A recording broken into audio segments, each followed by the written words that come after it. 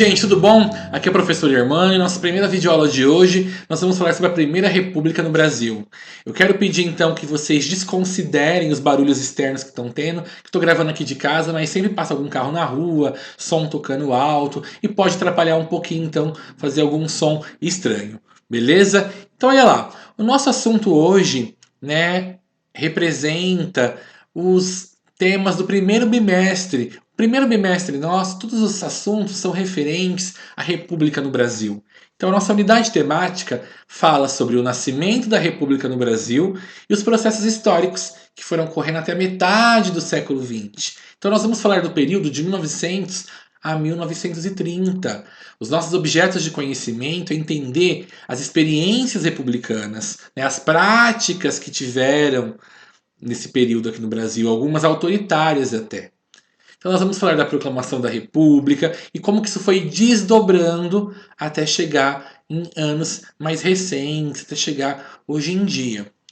Então olha lá, outro objeto de conhecimento que nós vamos estar discutindo no decorrer das aulas é sobre a Primeira República, né, uma das fases da República, as características que ela teve de contestação, como que o povo protestou, brigou pelos seus direitos, e as dinâmicas da vida cultural do Brasil nesse período de 1900 a 1930. Vamos falar um pouquinho também da questão indígena, da questão dos afrodescendentes, da mulher na República, ou seja, o papel das minorias nesse período de 30 anos.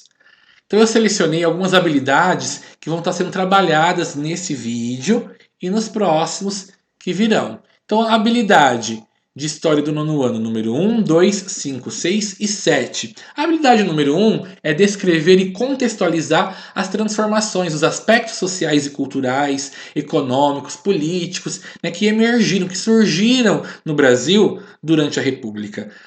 A habilidade 2 já vai falar como a gente, já a habilidade 2 a gente vai falar como caracterizar, como compreender esses ciclos da história republicana. Nós vamos ver que tiveram várias épocas, dividimos a república em várias fases e cada uma delas, né, tem particularidades que devem ser identificadas.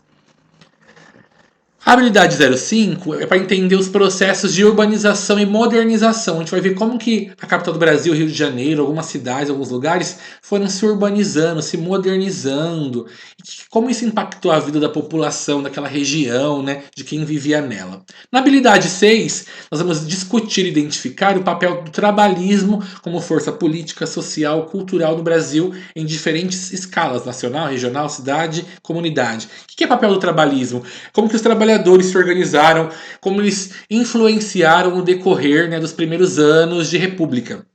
Já a habilidade 07 é falar então, identificar e explicar como que foram incluídos ou excluídos as minorias, os indígenas, os negros e as mulheres nesse contexto republicano. Então vem comigo, vamos lá. Primeira fase da República, a gente costuma chamar de Primeira República ou República Velha. Esse período é o período de 30 anos inicial, né?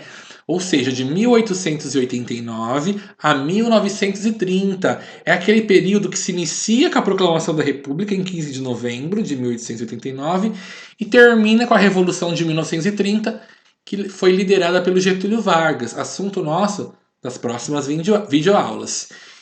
Esse período, então, ele corresponde, no caso, ao mandato de 14 presidentes da República. Eu optei, então, por fazer esses PowerPoints, esses slides, de forma cronológica, presidente por presidente, o que foi acontecendo de mais relevante, né, na política, na sociedade e na economia naquele período, naquele mandato. Eu acredito que essa é uma forma mais fácil de organizar as ideias para vocês e vocês compreenderem, né, a sucessão, a ordem dos fatos. Então, vai ficar notável durante as nossas falas e nossas discussões que a Primeira República foi, né, tiro, porrada e bomba. Tiveram várias revoltas, manifestações populares que estouraram por todo o Brasil nos mandatos dos mais inúmeros presidentes. Sempre o quê? Movidos por várias questões: justiça, melhoria, condições sociais e por aí vai. A primeira fase da República, então a gente costuma chamar de República da Espada. É aquele período inicial do finalzinho de 1809, da proclamação da República, até 1894. É a fase dos governos militares, onde os presidentes foram militares, né? Não teve eleição, eles foram escolhidos indiretamente. E esse termo, então, espada, é uma referência clara à arma utilizada por eles na época, a espada. Ah, uma coisa que eu esqueci de falar, estou voltando no slide aqui. Essa pintura aqui, por exemplo, esse quadro, ele representa, né, o momento da proclamação da República. Você consegue ver lá ao centro o Marechal Deodoro da Fonseca, um monte de militares, canhões em volta. Ou seja, você não vê uma participação popular nesse quadro. Por quê? Por mais que esse quadro não seja uma fotografia, ou seja, é um desenho, uma ilustração de um fato que aconteceu feito um tempo depois, esse quadro ele deixa muito claro que a proclamação da República não teve uma participação popular. O povo não se meteu nessas questões, o povo nem sabia o que estava acontecendo.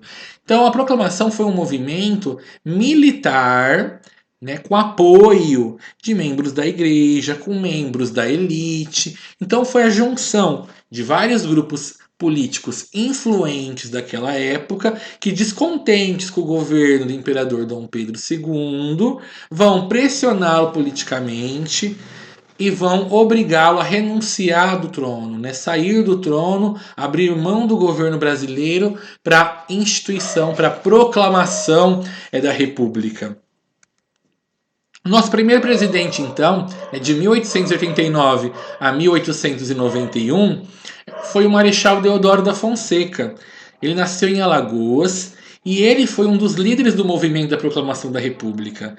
Tanto que quando a proclamação da República foi feita, né, as pessoas envolvidas ali nomearam ele como primeiro presidente, deixaram ele no governo provisório, que foi aquele governo do período de 15 de novembro de 89, 1889, até 25 de fevereiro de 1891. Nesse período que ele governava provisoriamente, as autoridades da época, os políticos, né, que foram ligados ao movimento da proclamação, começaram a se organizar, a pensar numa constituição, em leis, né, novas para o Brasil que estava surgindo ali. Então, nessa constituição que eles vão estar formulando, vão sair as regras, as normas para, né, as próximas eleições, para quem quer ser presidente, como funcionaria o Brasil daquela data em diante. Depois desse período então, de governo provisório, de sair uma constituição, explicar como seriam as eleições, ele vai ficar no poder agora como o primeiro presidente oficial mesmo, né? Um governo constitucional. O governo dele vai ser eleito de forma indireta, sem a participação do povo. Então foram os próprios políticos ali, os membros ao redor dele, que vão votar indiretamente para que ele permanecesse na presidência e fosse o nosso primeiro presidente do Brasil.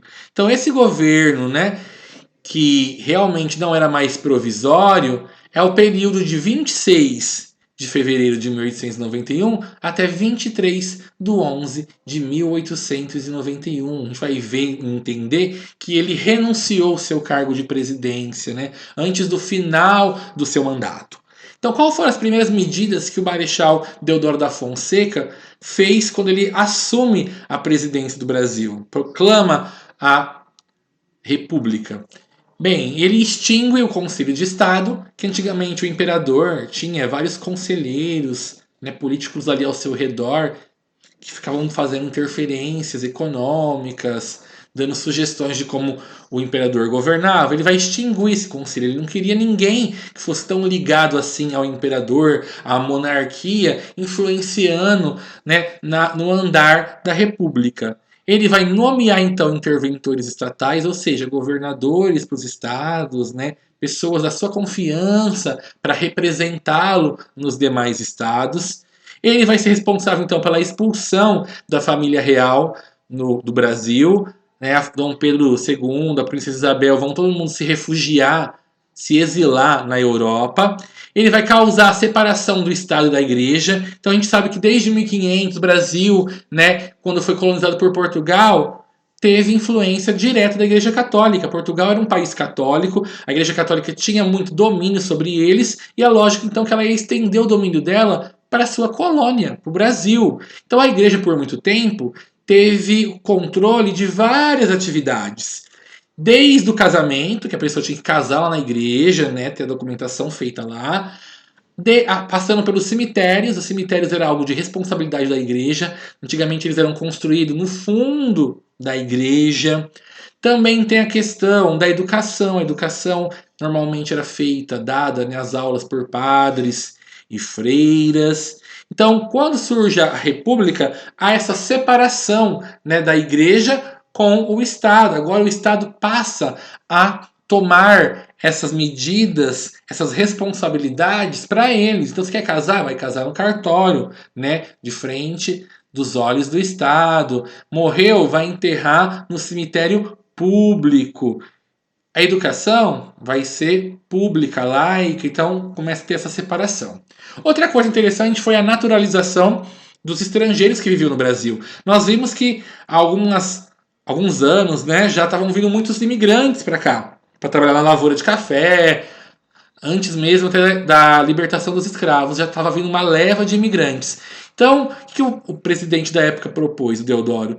Que as pessoas que já viviam no Brasil, estrangeiras, e que não fossem mais voltar para sua terra, que elas podiam ser naturalizadas brasileiras, virarem brasileiras, passarem a gozar, a ter os direitos iguais, né, de qualquer cidadão do país. E não mais ser considerado um estrangeiro que tinha os seus direitos limitados por aqui. Se agora é um país novo, um governo novo, é lógico que a bandeira ia ter que ser nova. Então, olha lá. A bandeira do Brasil, antigamente, era essa bandeira que está aí no centro, menorzinha, era a bandeira do Império. Nós conseguimos ver pela simbologia, pelos símbolos presentes nela, que ela representa uma monarquia. Então tem a coroa, tem esses ramos, tem essa cruz, né? E as cores são referências claras às duas famílias que se uniram no casamento imperial, ou seja, a família de Dom Pedro I com a família, né, da princesa Leopoldina. Então, o verde e amarelo tem aquele mito de que representaria as riquezas, o amarelo, e as florestas, o verde. Não, isso daí é uma mentira, né? Por quê? Essa bandeira tem essas cores em representação, em homenagem às famílias imperiais que se uniram no casamento, né? E viraram, então, o imperador e imperatriz do Brasil. A primeira bandeira, então, republicana foi uma bandeira provisória, que é essa primeira aqui de baixo. Uma cópia descarada da bandeira americana. Se vocês olharem, ela foi tão provisória que só foi usada por 4 dias, de 15 de novembro até dia 19 de novembro. A única coisa que muda, então, né, da bandeira americana seria as cores, que pegaram verde e amarelo, em vez de ser o vermelho, e branco, é azul e branco, e as estrelas, a forma que elas estão posicionadas. Que o Brasil tem 26 estados, mais o Distrito Federal.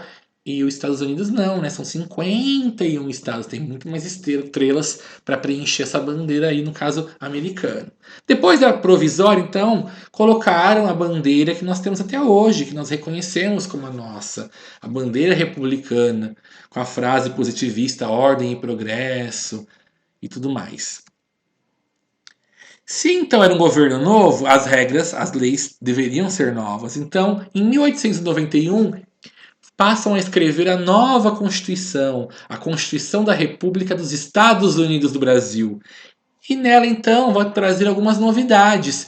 Algumas coisas que ficaram definidas nesse documento, inspiradas pela Carta Magna, né, pelo documento da Constituição dos Estados Unidos, foi que o Brasil viraria, então, uma república federativa, ela seria dividida em estados, e esses estados unidos formaria essa república federativa, que ela seria, então, presidencialista, a partir de agora era um imperador, não mais... perdão, a partir de agora era um presidente, não mais um imperador, que ocorreriam eleições, né, de 4 em 4 anos, com voto aberto e secreto, limitado a alguns casos específicos de tipos de eleitores. Então, na Constituição de 1891, não era todo mundo que tinha poder político, participação. Os eleitores eram os homens alfabetizados com mais de 21 anos, mendigos, analfabetos, soldados religiosos eram proibidos. Os soldados e os religiosos, principalmente, porque eles têm uma hierarquia para ser respeitado, né? Devem votos de obediência, poderiam ser influenciados pelos seus superiores. E as mulheres, como nem eram citadas na Constituição, subentendia-se então que elas estavam excluídas. Ficou instituído então que a educação agora era pública, era laica, não tinha influência da igreja. Essa educação ia ser uma educação voltada às ciências, não à religiosidade, o que ocorria até então. Extinguiu-se a pena de morte, essa era a forma máxima de punição naquela época do Brasil Império, e agora ela caía por terra, não teria mais pena de morte.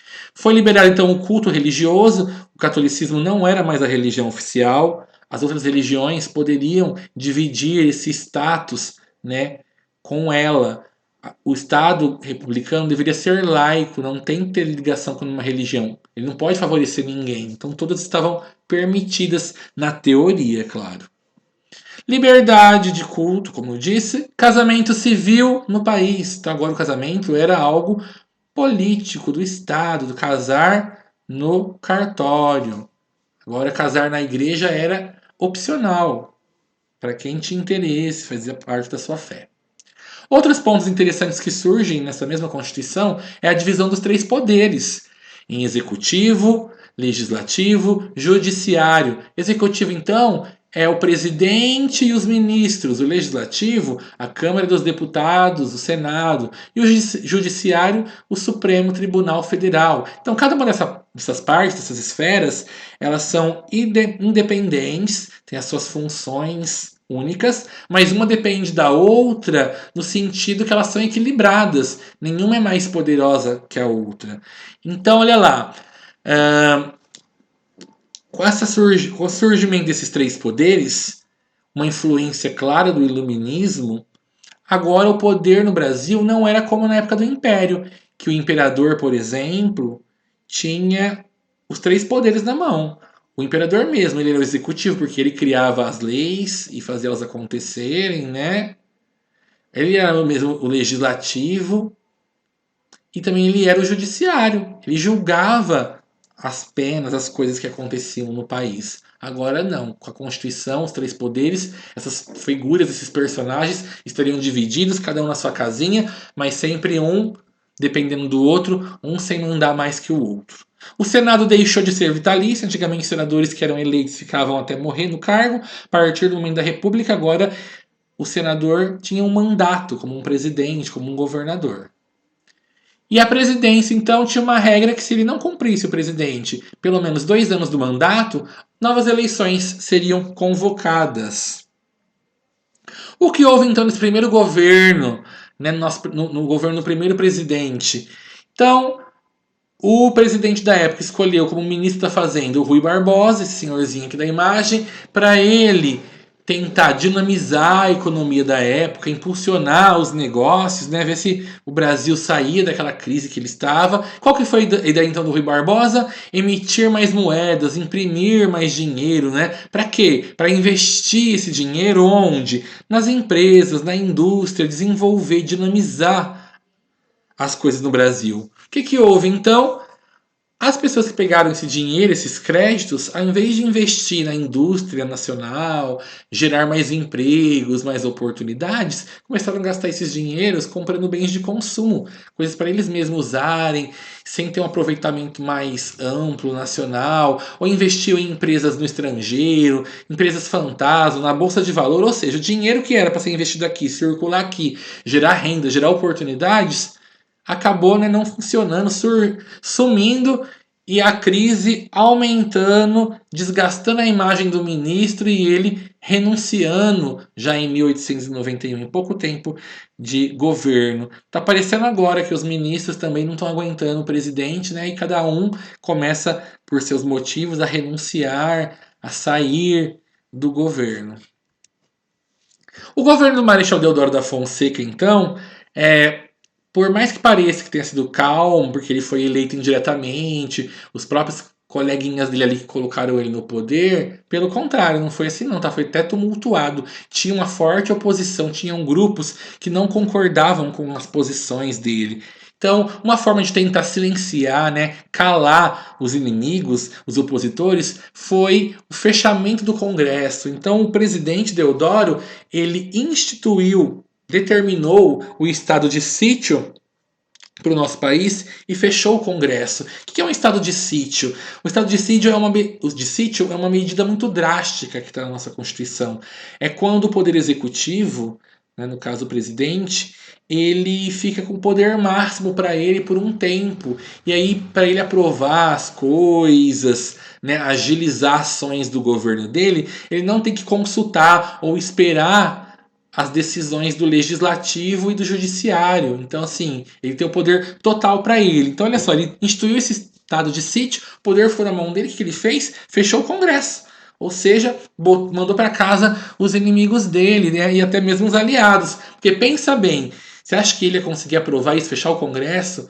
Se tivesse que consultar o legislativo e o judiciário? Jamais, né? Então ele deu esse golpe aí para fechar o Congresso e isso feriu mais ainda a imagem dele, que não estava lá essas coisas. Então, além dele perder, não ter o apoio de um grupo, agora ele perdia o apoio dos seus amigos mais próximos. Então, gente do próprio exército que ajudou ele a colocar ele lá na presidência, né, a dar o golpe, digamos assim, da proclamação da República, agora viam ele com maus olhos, inclusive o vice dele, o vice-presidente, o Floriano Peixoto. Pra vocês terem uma noção, até a Marinha se revoltou na época e ameaçou bombardear o Rio de Janeiro, que a gente vai ver o nome próprio para esse momento. Deodoro, então, a gente vai ver que ele vai acabar renunciando, ele não vai aguentar essas pressões, essa perca de apoio, né, que teve, e aí ele renuncia.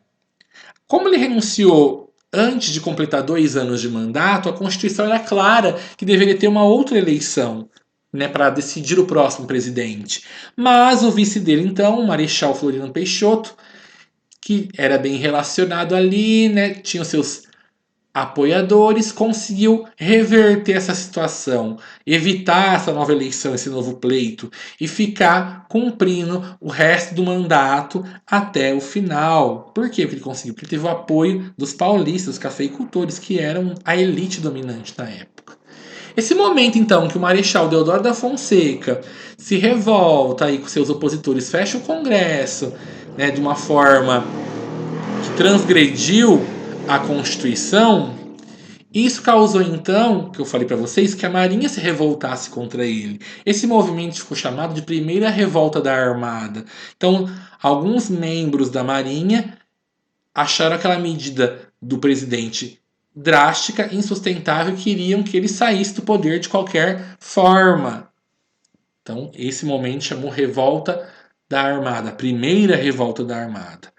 Tanto que eles falaram assim: nós vamos tacar a capital do Rio de Janeiro, nós vamos mandar bala com canhão com os navios da Marinha. Então o presidente, pressionado, sai. Chega então o segundo presidente, Floriano Peixoto, como eu disse, o vice dele entra no lugar. Quando ele entra no lugar, a primeira coisa que ele faz é tentar desfazer as lambanças que o presidente anterior fez. Então, Floriano Peixoto, alagoano também, como seu antecessor, ao assumir o governo, ele reabre o Congresso, ele suspende esse estado de sítio, né, para trazer os seus aliados e opositores para o seu lado de volta, tentar ter um governo mais calmo. Ainda assim, ele foi apelidado de Marechal de Ferro. Por quê? Porque ele era muito centralizador. Ele queria o poder na mão dele. O executivo para ele tinha que ser forte. Ele perseguia as pessoas, os setores da política que eram monarquistas, as pessoas que defendiam a volta da família imperial ou que apoiavam ou apoiaram no passado a monarquia. Ele implementou algumas reformas que favoreceram até as classes médias e baixas. Ele lançou a política de protecionismo alfandegário. O que é isso? É pôr impostos mais altos para produtos estrangeiros, para gerar mais lucro para o país, né? Evitar que o povo compre tanta coisa de fora e compre mais coisas da indústria nacional. Então ele foi para esse lado econômico para tentar o que? Reverter a situação do Brasil, que era complicada já. Apesar de ele ter conquistado então alguns apoios de vários setores da sociedade, ele teve que enfrentar algumas polêmicas do governo dele. O mandato dele teve algumas rebeliões, alguns protestos. Vamos falar sobre isso então.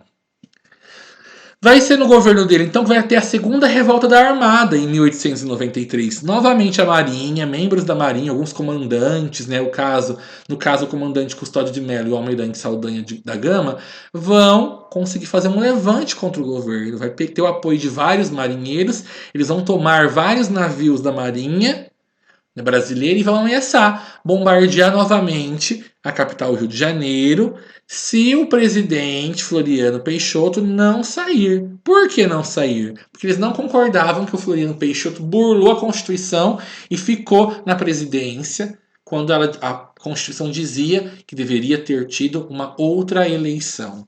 Esse movimento de revoltosos, então, ele não foi tão forte assim, ele foi em pouco tempo desfeito pelas tropas, né, do governo, mas vale a pena estar mencionando para ver que os governos desses primeiros presidentes não foram um mar de rosas, não foi tão calminho e tiveram bastante resistências na época. Então tem duas fotos aqui que eu trouxe para vocês de soldados, ou melhor, marinheiros com os canhões preparados para bombardear o rio, né, durante esse período da revolta da Armada. Depois vocês podem pausar e ver com calma os detalhes, são bem bacanas. A próxima fase da República a gente chama de República das Oligarquias. É o período de 1894 a 1930. Esse período é aquele período que a gente fala da política do café com leite. O período que São Paulo, que representava os cafeicultores, vai, junto a Minas, que representava os pecuaristas, fazer um rodízio, um revezamento de quem ficaria no poder, na presidência da República.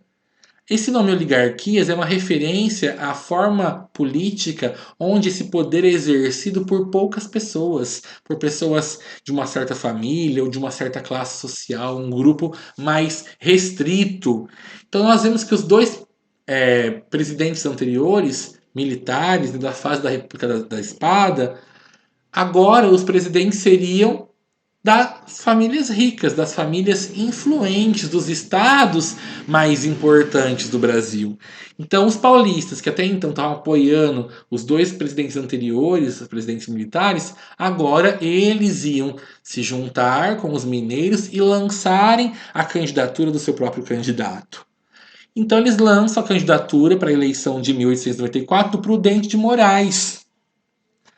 O Prudente de Moraes é esse presidente aqui da foto, paulista, que ele ficou no governo de 1894 a 1898, e ele foi o primeiro presidente civil do Brasil. Ou seja, na ordem ele foi o terceiro presidente do Brasil, mas ele é o primeiro civil. Foi eleito pelo povo, né, por voto direto, teve uma eleição para decidir que ele ia assumir. Não foi igual o caso dos outros dois presidentes anteriores, que foi algo interno, indireto, como a gente estava falando. Quando ele assume a presidência, então, ele falou, né, ele se propôs a tentar pacificar as coisas, algumas revoltas que estavam ocorrendo pelo Brasil, que nós vamos comentar daqui a pouquinho. Então, ele é conhecido como um presidente republicano histórico, ou seja, antes do Brasil ser república, o Brasil monarquia, ele já defendia que fosse república no Brasil, ele já defendia o fim da escravidão, a liberdade de culto religioso, o casamento civil. Então, quando ele assume o governo, tinha-se uma esperança que ele fosse fazer muitas novidades, trazer muitas transformações nesses aspectos, né, para a República Brasileira. Vai ser no governo dele, então, também que vai ter uma outra revolta muito conhecida que a gente falou já, que foi a Guerra de Canudos. Mas isso daqui nós comentamos daqui a pouquinho. Então, a primeira revolução ali que esse presidente vai ter que dar conta vai ser a Revolução Federalista, que começou em 1893 e ficou rolando ali até 1895. O que foi isso? Lá no Rio Grande do Sul tinha duas facções, dois grupos políticos que eles eram rivais. Um estava no poder, o outro que não estava não concordava com aquilo, e eles entraram numa guerra civil, né, uma disputa muito grande. Então foram a disputa entre os dois grupos, os dois partidos políticos, que eles receberam nomes bem curiosos. Então olha lá, o Partido Republicano Rio-Grandense, o PRP, eles eram conhecidos como pica-paus ou chimangos, né? Esses dois apelidos deles são em homenagem a pássaros ali da região que eles vivem. Os pica-paus fica claro pela cor do uniforme, branco, azul, vermelho, lembra muito, né, um dos tipos de aves bem comum. Já o outro partido é o Partido Federalista, o PF, que esses eram contra o governo do Júlio de Castilhos, que era o representante do governo dos pica-paus. Eles eram contra esse governo e aí então eles eram chamados, eles foram apelidados pelos pica-paus de maragatos. Essa palavra maragato significa é tipo um xingamento, que a pessoa é mercenária, que ela não vale nada, que ela se corrompe, se vende por dinheiro para atingir seus objetivos, algo nesse sentido. E aí esse grupo então pegou essa ofensa criada pelo grupo rival e acatou. Eles gostaram, simpatizaram, mesmo não se considerando aquilo, e passaram a se denominar maragatos. Então é o conflito entre, né, Revolução Federalista, os pica-paus e os maragatos, que eram duas facções, dois grupos políticos do Rio Grande do Sul. Aqui é uma foto dos maragatos em frente a uma prefeitura, né, fazendo uma pose. A gente consegue ver os trajes típicos da região do sul, né, esse lenço no pescoço, essas botas, bombachas e tudo mais. Como que se fez então o desfecho? Como que acabou essa revolta federalista? Como o presidente conseguiu dar cabo dessa guerra civil que estava rolando? Então, olha só, o confronto que começou no Rio Grande do Sul começou a se espalhar para Santa Catarina e Paraná. Esses dois grupos não se entendiam. Por quê? Porque tinha um grupo que o seu representante foi colocado pelo presidente, né? E o outro grupo não concordava com aquele governo que estava ali instituído. Então foi um conflito que morreu muita gente. Estima-se mais ou menos a morte de cerca de 10 mil pessoas nessa revolução. E aí só foi concluída, finalizada em 1895, quando o governo conseguiu reunir os dois lados, botaram para conversar, assinaram um acordo de paz. E ainda assim, Prudente de Moraes não teve tanto sossego durante o resto do seu mandato, não, porque outras revoltas foram estourando, opositores infernizando a sua cabeça e por aí vai. Aqui é uma imagem que mostra mais alguns líderes dessa revolução federalista, né, fazendo pose.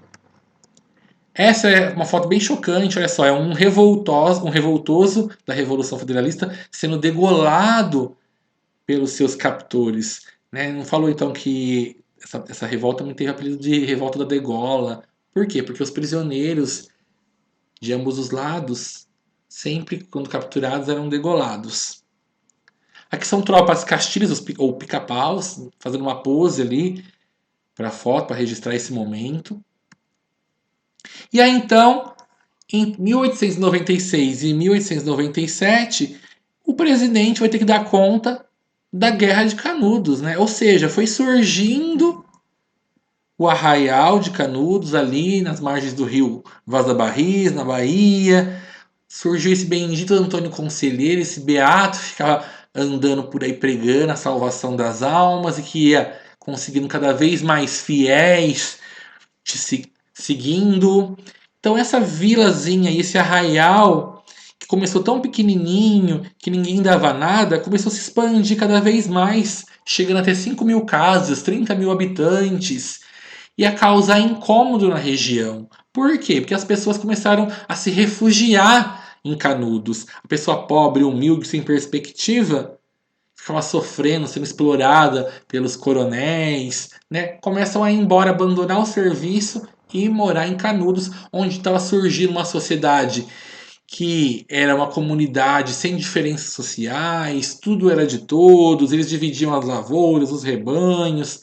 Então isso começou a causar um incômodo para quem? Para os fazendeiros que perderam sua mão de obra, um incômodo para os religiosos que perderam seus fiéis para esse beato que estava pregando a palavra de Deus. E eles começaram então essas elites, esses grupos, a pressionar o governo baiano para que desse cabo da população de Canudos. O que acontece então? O governo baiano tenta mandar uma tropa, uma expedição para lá. Essa expedição perde essa batalha contra Canudos. E então essa vitória de Canudos começa a ser noticiada pelos jornais da época. Canudos ganha popularidade nacional e ela deixa de ser um problema estadual e vira um problema nacional. Por quê? Porque a imagem que começam a fazer de Canudos, de Antônio Conselheiro, é como se ele fosse um fanático, um louco, que ele é a favor da volta da monarquia, que a república é o capeta para eles, é o inferno, é a besta. Então, para uma república, para um governo que era neném, que tinha acabado de nascer ali, fazia poucos anos, ter um movimento assim, que supostamente o contestava, o desobedecia e tirava essa autoridade, era realmente uma ameaça para eles. Então, o governo federal vai se unir, né, a tropas enviadas de vários estados para mandar mais algumas expedições para estar atacando Canudos. Canudos, infelizmente, depois de um certo tempo, acaba não resistindo, né, a esses ataques constantes. E aí então o líder deles, né, o Antônio Conselheiro, acaba sendo capturado. Capturado, mas capturado morto, porque quando a cidade realmente é invadida nos últimos ataques, já encontra o Antônio Conselheiro falecido. Então, olha só, dizem nos historiadores, as pesquisas, que provavelmente ele morreu de desinteria aguda. Por quê? Porque a cidade foi cercada por exército, por tropas. O povo de Canudos não conseguia mais buscar mantimentos nas cidades vizinhas, não conseguia buscar água, né? Eles queriam vencer a população sertaneja de Canudos pela fome, pelo cansaço cercando. E aí isso causou realmente o desgaste da população, muitos se renderem, outros lutarem até o fim. Afinal de contas, Canudos não resiste, como a gente sabe. Antônio Conselheiro perde a sua cabeça, né, e vira prêmio, troféu para as tropas federalistas. Eu trouxe aqui algumas fotos da época dos batalhões de infantaria ali nas trincheiras ao redor, já cercando Canudos. Aqui mostra os casebres que esses batalhões se abrigavam ali, né, ao redor do arraial. Aqui dá para ver Canudos de longe, ó, as casinhas como que eram, né, bem simples de barro. Quem viu o filme, essa ambientação estava bem próxima lá no filme, né, bem real, assim, pelas fotos que a gente tem, dá para comparar isso. Olha lá a cidade, como eu disse, era grande, um bairro, né, tipo uma vila cheia de casas bem humildes, pobres. Essas fotos já mostram os jaguns, alguns sertanejos sendo capturados pelas tropas federalistas. A cidade pegando fogo ao longe, as ruínas do que sobrou da igreja após os bombardeios, os ataques das tropas. Enfim, corpos mortos aqui no meio das ruínas de Canudos. E aquela foto mais icônica que a gente já viu no livro dos prisioneiros, que provavelmente foram todos mortos depois, né? Porque a ordem era clara do governo, sem prisioneiros de Canudos. Então, o que será que levou, né, esse povo, ou melhor, esse governo, a fazer essa chacina com essa população? Será que não era possível ter negociado, conversado? Será que esse povo tão pobre mesmo assim, a maioria negra, herança de uma escravidão que tinha acabado há poucos anos atrás, era realmente essa ameaça que foi pintado pela mídia da época, pelo governo? Vale ressaltar também o papel do Euclides da Cunha, né? Ele foi um jornalista, engenheiro e militar que ele acompanhou todo esse processo da Guerra de Canudos. Ele escreveu o livro Os Sertões, que ele publicou alguns anos depois do fim da guerra. E ao contrário do que a mídia pregava então, que o sertanejo era tudo gente sem vergonha, que o outro considerava louco, o Euclides da Cunha, que acompanhou a guerra de perto, ele relatou no seu livro tudo o contrário. Ele defendeu o sertanejo, viu que o governo se excedeu nessa situação toda. Uma coisa interessante sobre o governo do Prudente de Moraes é que quando começou a Guerra de Canudos, né, o presidente se afastou por questão de saúde. Então quem meio que procedeu nesse caso, né, da Guerra de Canudos, tomar as decisões dos ataques e tudo mais, foi o seu vice na época, o Manuel Vitorino. E aí, interessante que o Manuel Vitorino, nesse tempo que ele ficou cobrindo o presidente Prudente de Moraes no mandato, dizem as más línguas que ele começou a conspirar, a tentar tipo, fazer um golpe, tomar o posto do presidente. O presidente, sabendo então, antecedeu a sua volta, o seu retorno, né, para evitar esse possível golpe. Uma coisa curiosa é que aí nessa época já tinha Canudos se destruído, a guerra acabado, E num dia seguinte, assim, que o comandante da guerra deles, que foi o senhor Marechal Bittencourt, estava voltando da guerra de Canudos e foi encontrar o presidente. Bem nessa hora, o presidente sofreu um atentado, né? Uma pessoa tentou enfiar uma espada nele. E aí o marechal, que tinha acabado de voltar da guerra, se enfiou na frente, morreu no lugar do presidente. Então olha só, né? Presidente sofreu atentado, não, ou candidato, né? No nosso caso mais recente, não é uma novidade do Brasil republicano. Isso já aconteceu antes, e principalmente também na história de outros países do mundo aí. Então, economicamente falando, o governo Prudente de Moraes tentou sair das dívidas que os governos anteriores deixaram. Mas não foi possível, mas ainda assim teve uma certa evolução. Ele conseguiu captar, conseguiu alguns recursos estrangeiros para estar investindo no Brasil. O quarto presidente, então, dando sequência à política do com leite, vai ser outro paulista, né, dessa vez Campos Salles. Ele vai ficar de 1898 a 1902. Ele vai valorizar o plantio do café, afinal de contas, ele era um representante paulista. É lógico que ele ia puxar sardinha para os paulistas, né, que foram quem colocou ele no governo. E o Campos Salles, ele não investiu muito na indústria brasileira. Ele via a indústria brasileira como fraca e não investiu nesse campo. E realmente, naquela época, a indústria brasileira engatinhava comparado com outros países. Na política externa, esse presidente se destacou porque ele solucionou alguns conflitos, né? Principalmente de fronteira que ocorria ali na região do Amapá com a Guiana Francesa. Ele conseguiu no governo dele resolver aquela situação ali que era disputada pelo Brasil, pelo Amapá, território ali também junto com o vizinho da Guiana Francesa. E vai ser no governo dele também que vai iniciar as negociações com a Bolívia pelo território que hoje é o Acre. Mas isso a gente vai falar já já. Então, no período desse presidente, foi o período que a gente chamou de política dos governadores. É o momento que o governo federal, representado pelo presidente, vai buscar se aliar aos governadores dos demais estados, que naquela época falava presidente dos estados.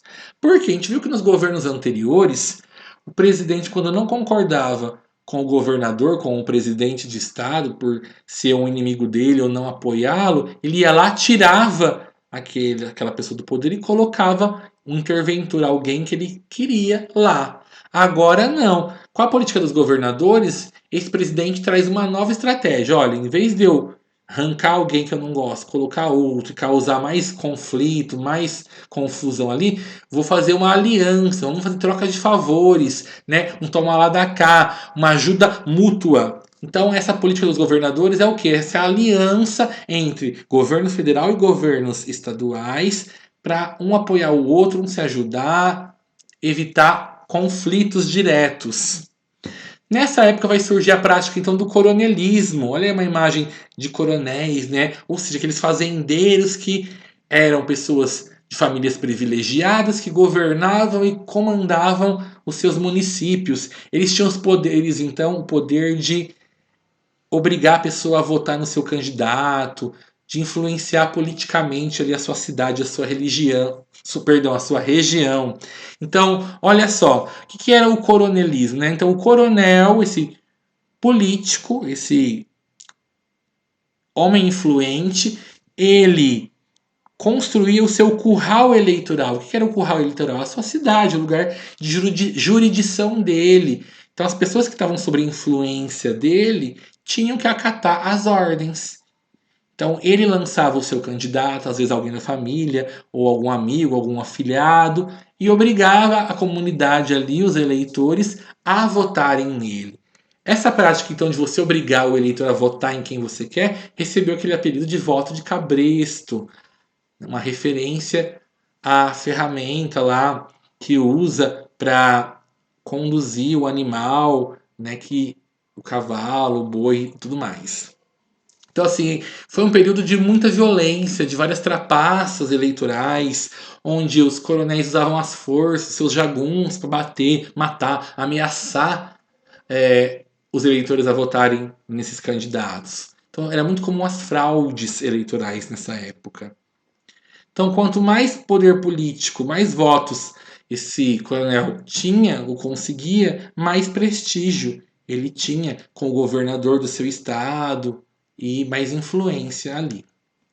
O quinto presidente nosso, então, mantendo, olha só que novidade, a tradição do café com leite, mais um paulista, terceiro seguido, hein? Rodrigues Alves. Então, de 1902 a 1906, o Rodrigues Alves vai ser o presidente da República e ele vai investir principalmente na reurbanização, ou seja, melhorar, né, modernizar o Rio de Janeiro, que era a capital do Brasil naquela época, que era uma cidade feia, cheia de problemas, e ser a capital do Brasil era feio para a imagem do nosso país internacionalmente. Então ele vai investir em modernizar, em reurbanizar, né, melhorar o aspecto da capital, em melhorar o saneamento básico do Rio de Janeiro. Mas mesmo assim, vai ser o período vai ocorrer a revolta da vacina no Brasil. E essas transformações de saneamento e modernização.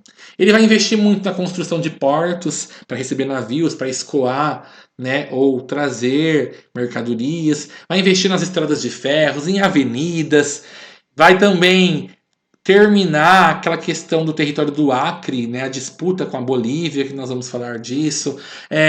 Vai ser esse período que vai ter o ciclo da borracha na Amazônia, então as pessoas começam a mudar para a Amazônia para extrair o latex, né, das seringueiras para fazer a borracha. A borracha estava dando um certo dinheiro para a indústria, para vender internacionalmente. Uma curiosidade dele é que em 1918 ele vai ser eleito novamente como presidente do Brasil, mas ele não vai assumir o cargo porque ele vai morrer de gripe espanhola, né, da pandemia, lá, da epidemia da época. Então, mas isso a gente vai falar mais tarde, foi só por curiosidade, foi só um spoiler. Vamos entender então o que foi a questão acriana que a gente está citando nos slides anteriores.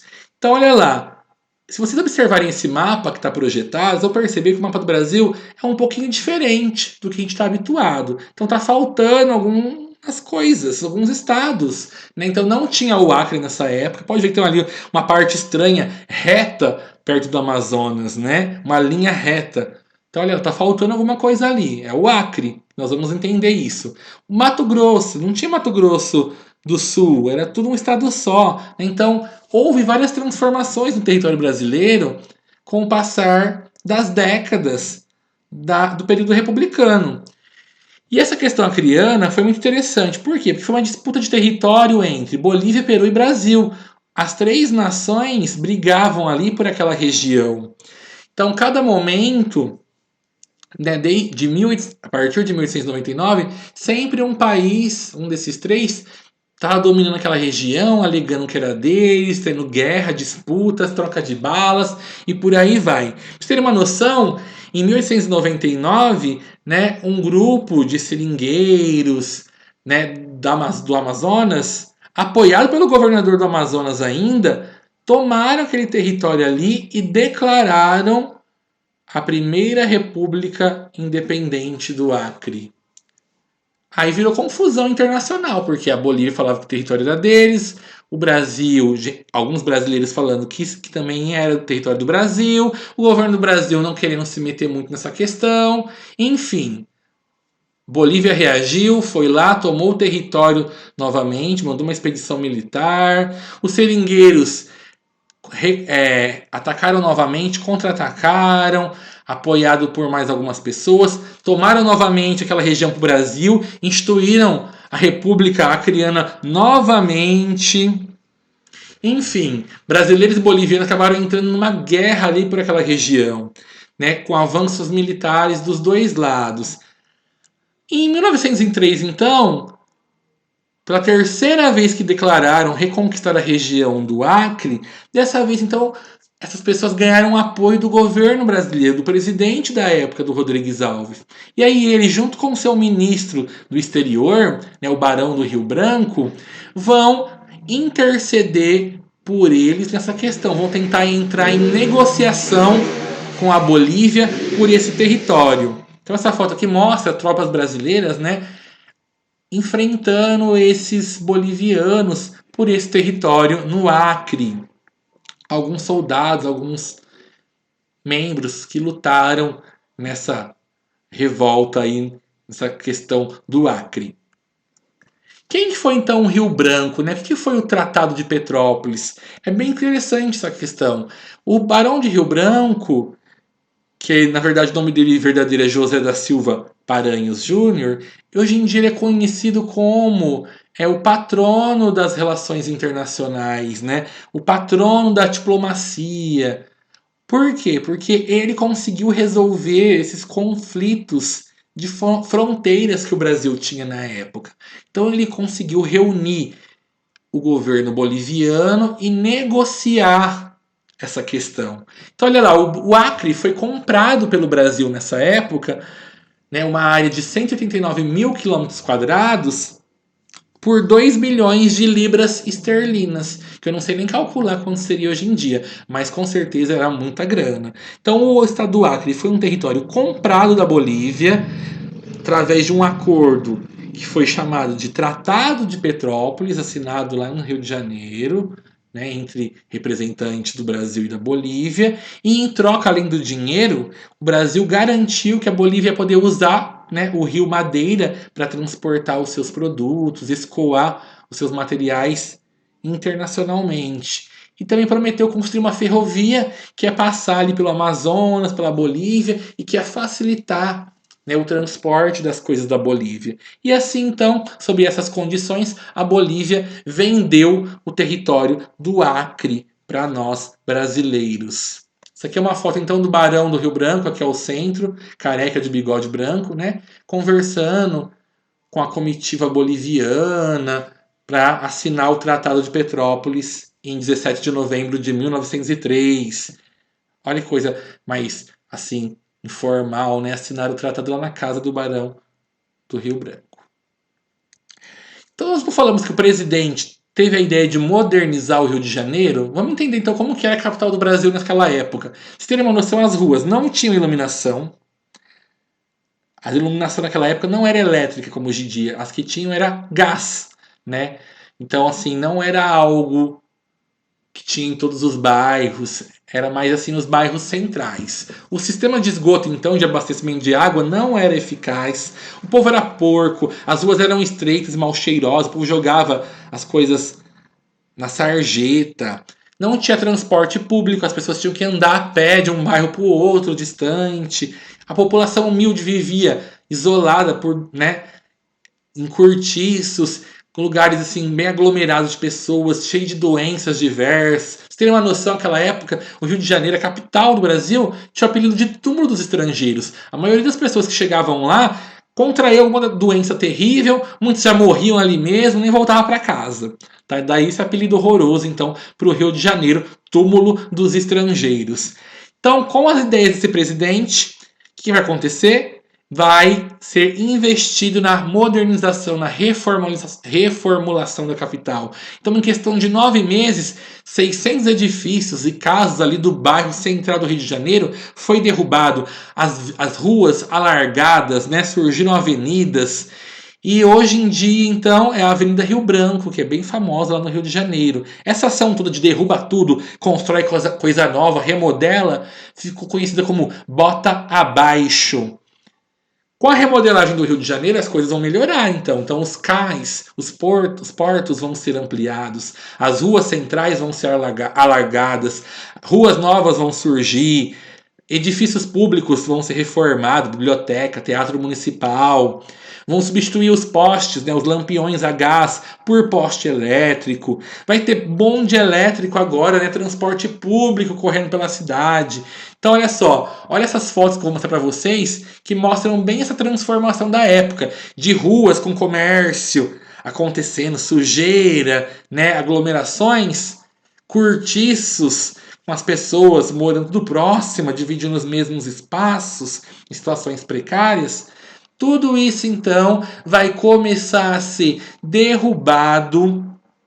Essas pessoas vão começar a ser expulsas, algumas, né? Algumas casas vão ser desapropriadas pelo governo. E aí, então, essas obras vão começar a todo vapor para transformar a capital num lugar mais bonito, num cartão postal, em algo mais apresentável para a população, né, rica no caso, e para os estrangeiros que lá iam visitar. Olha lá o bondinho passando no meio da rua. E aí o Rio de Janeiro começa a ganhar o quê? Ares europeus. Olha só, né? A iluminação elétrica chegando, olha esses prédios, a arquitetura diferenciada, né? Nem parece assim que é Brasil. Com isso, então, com essas casas sendo desapropriadas, a população humilde tendo que sair do centro para o rio ser remodelado, quem se ferrou, quem se deu muito mal, né, foi a população carente, a população pobre, principalmente os negros, né, que já não tinham muitos recursos, que tinham conseguido a maioria da sua liberdade há poucos anos, perderam suas casas e foram obrigados a ir para onde? Para as encostas dos rios, para os morros, e a viver em casas, né, de lata, de telha, de papelão, de madeira, os barracos. E aí então desse movimento todo que ocorreu no Rio de Janeiro, essa população acabou sendo obrigada a mudar de lugar e a constituir o que a gente chama hoje em dia de favela, né? Esses barracos dos morros aí. E olha que coisa triste, porque passaram tantas décadas e ainda existem nas grandes cidades, São Paulo, Rio de Janeiro, favelas ou casas, moradias, pessoas em situações similares a essa ainda hoje em dia. É muito desumano. Vai ocorrer então em 1904, ainda no governo do Rodrigues Alves, a revolta da vacina.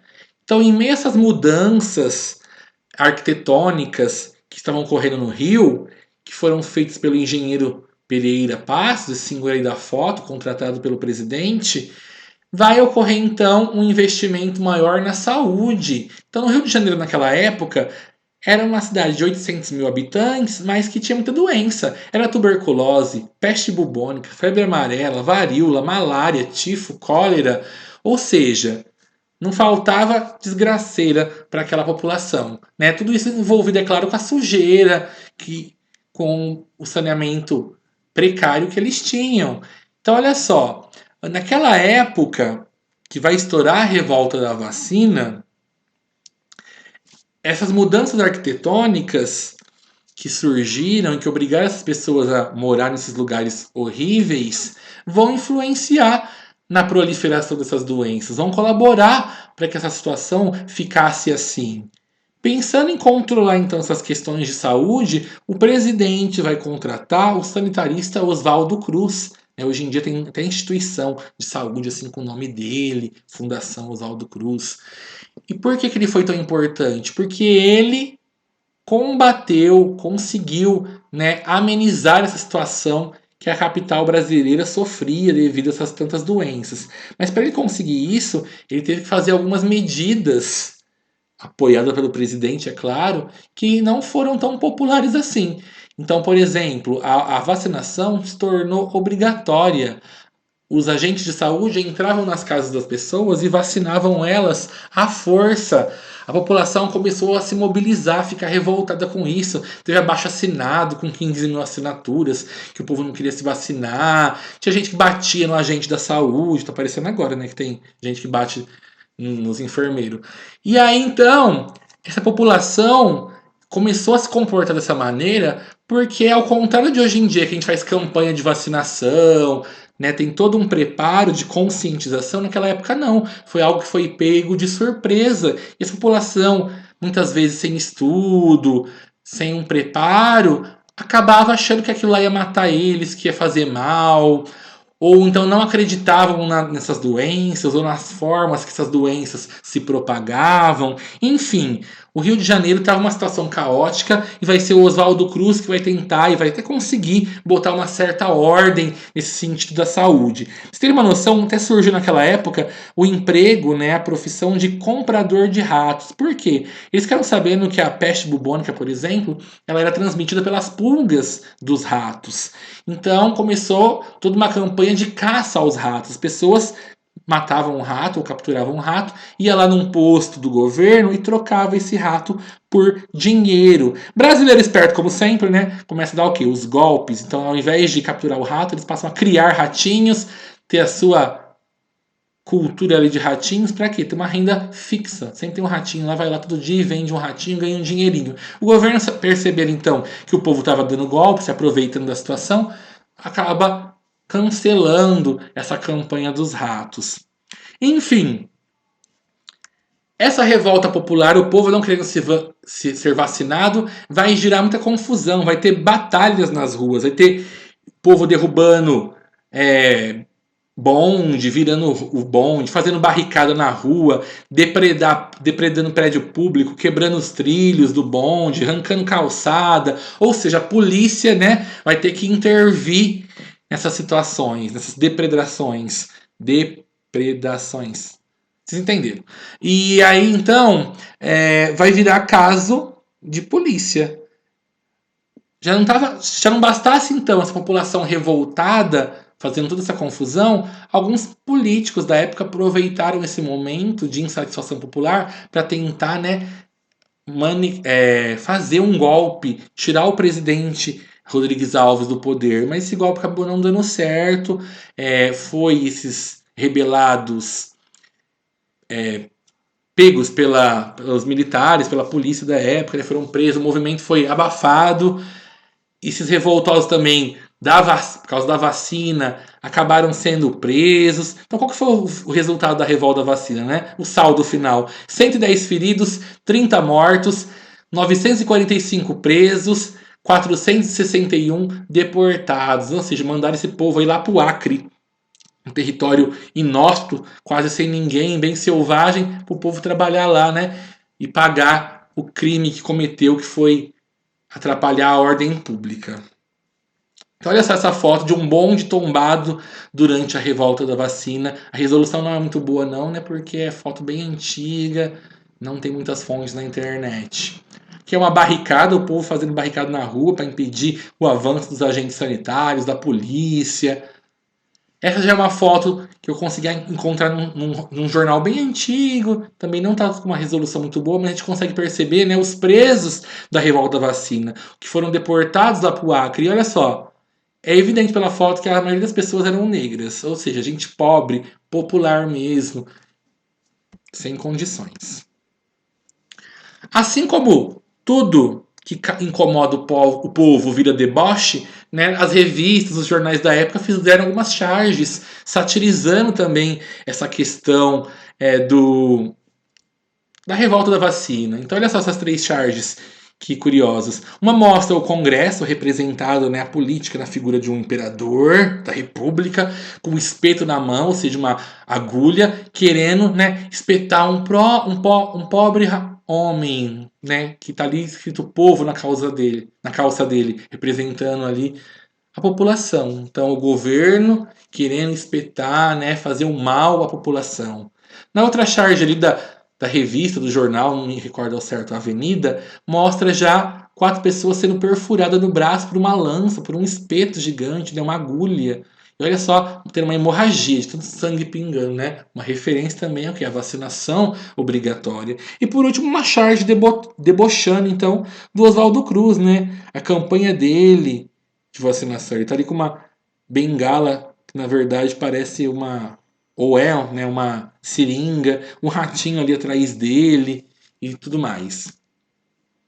Essa charge também é bem icônica sobre a revolta da vacina, mostra a população revoltada jogando objetos diversos, pinico, serrote, jarra, ferro, machado, nos agentes da saúde. Os agentes da saúde liderados por Oswaldo Cruz, então, ali na frente do exército, e os agentes da saúde montados em cavalos que são seringas, né? Então, é bem engraçado essa charge. Enfim, para a nossa aula de hoje, que com certeza ficou até bem longa, nós paramos por aqui. Na próxima aulas, na próxima semana eu vou estar disponibilizando o próximo vídeo com a continuação sobre o Brasil República. Então, assistam essa videoaula com calma, quantas vezes forem necessárias. Releiam esse mesmo material, vou estar disponibilizando esse slide, já que ele foi tampado por mim falando e por algumas coisas, né? Então, leiam com calma, sintetizem esse assunto, os pontos mais importantes que a gente discutiu até aqui. Vou estar disponibilizando também algumas atividades, um vídeo explicativo do que eu quero em cada atividade. Vocês respondam e me enviem, né? Ou no grupo do WhatsApp, no privado, ou então pelo chat do Facebook. Criem uma alternativa de que esses exercícios cheguem até mim e eu possa dar uma devolutiva para vocês, ok? Espero que vocês tenham gostado.